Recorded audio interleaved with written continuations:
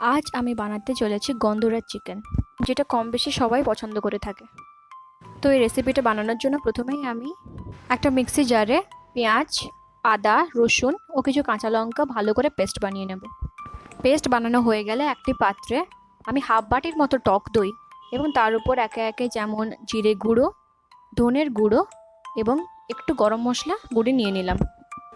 এরপর যেই পেস্টটা আমি বানিয়ে রেখেছিলাম তার কিছুটা ভাগ আমি এই ম্যারিনেশনে দিচ্ছি এবং আর কিছুটা রেখে দিয়েছি, সেটা গ্রেভি বানাতে কাজে লাগবে। এখানে আমি প্রায় 3 চামচের মতো পেস্ট নিয়েছি এবং আর কিছুটা রেখে দিয়েছি রান্নার জন্য। তারপর গন্ধরাজ লেবুর পিল এইভাবে ছিলে নেব। তারপর গন্ধরাজ লেবুর রস আমি 3 থেকে 4 টেবিল চামচ এতে মিশিয়ে নিচ্ছি। তারপর স্বাদ মতো একটু লবণ দিয়ে মাংসগুলো নিয়ে নেব। এখানে প্রায় আমি 1 কেজির মতো চিকেন নিয়েছি। এরপরে মাংসটা ভালো করে ম্যারিনেট করে আমি আধা ঘন্টার জন্য ঢাকা দিয়ে রেখে দিলাম। তোমরা চাইলে 45 মিনিট বা 1 ঘন্টাও রাখতে পারো। মাংসকে যতক্ষণ ম্যারিনেট করে রাখতে পারবো ততই বেশি টেস্ট আসবে মাংসের। 30 মিনিট মাখিয়ে রাখলেই যথেষ্ট। তারপর কিছু গোলমরিচ আমি ভালো করে গুঁড়ো করে নিচ্ছি। আধ ঘন্টা হয়ে গেলে আমি একটা কড়াইতে অল্প সর্ষের তেল নিচ্ছি। এখানে চাইলে তোমরা সাদা তেলও ইউজ করতে পারো। এই রেসিপিতে খুব একটা তেল ব্যবহার হয় না, অল্পতেই হয়ে যাবে। এরপরে আমি ফোড়নের জন্য কিছু এলাচ, লবঙ্গ এবং গোটা গোলমরিচ দিয়ে দিচ্ছি।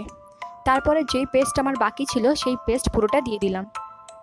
পেস্টটা দিয়ে এবার কড়াইতে তেলের সাথে মশলাটা ভালো করে নেড়েচেড়ে নেব। মশলাটা একটু লাল লাল করে ভাজতে হবে। মশলাটা ভালো করে ভাজা হয়ে গেলে যেই চিকেনটা ম্যারিনেট করে রেখেছিলাম ওটা পুরোটা দিয়ে দিলাম। তারপর মশলার সাথে ভালো করে মাংসটা মিশিয়ে নেব। যেহেতু আমি ম্যারিনেশনের সময় টক দই ব্যবহার করেছিলাম তাই কড়াইতে লেগে যাওয়ার চান্স অনেকটাই থাকে, তাই ওই দিকটা লক্ষ্য রেখে চিকেনটা ভালো করে নাড়াচাড়া করতে হবে। চিকেনটা ভালো করে মিশিয়ে নেওয়ার পর আমি ওতে ঢাকা লাগিয়ে দেব এবং এই মুহূর্তে গ্যাসের ফ্লেম লো রাখতে হবে। 5 মিনিট অন্তর অন্তর কড়াইয়ের ঢাকনা খুলে চিকেনটা ভালো করে নাড়তে হবে যাতে লেগে না যায়। তো এরকম একইভাবে টানা আধ ঘন্টা চিকেনটাকে ভালো করে সেদ্ধ হতে ঢাকা লাগাতে হবে এবং ঢাকনা খুলে ভালো করে নাড়াচাড়া করতে হবে। আর হ্যাঁ, গন্ধরাজ চিকেনের ক্ষেত্রে কিন্তু গন্ধরাজ লেবু ইউজ করতে হবে। পাতিলেবু দিয়ে করলে কিন্তু সেই টেস্ট বা সেই অ্যারোমাটা পাবো না আমরা। তারপরে ওই একই রকম প্রসেস ফলো করে ঢাকনাটা খুলে আমি কিছু স্লাইস করে কেটে রাখা আদা দিয়ে দিচ্ছি। এটা কিন্তু নামানোর 5 মিনিট আগে। তারপর কিছু কাঁচা লঙ্কা চেরা ও যেই গোলমরিচটা আমি গুঁড়ো করে রেখেছিলাম তাকে দিয়ে দিচ্ছি। এইবার আমি লেবু পাতা ভালো করে কাঁচি দিয়ে কেটে এর উপর দিয়ে দেব।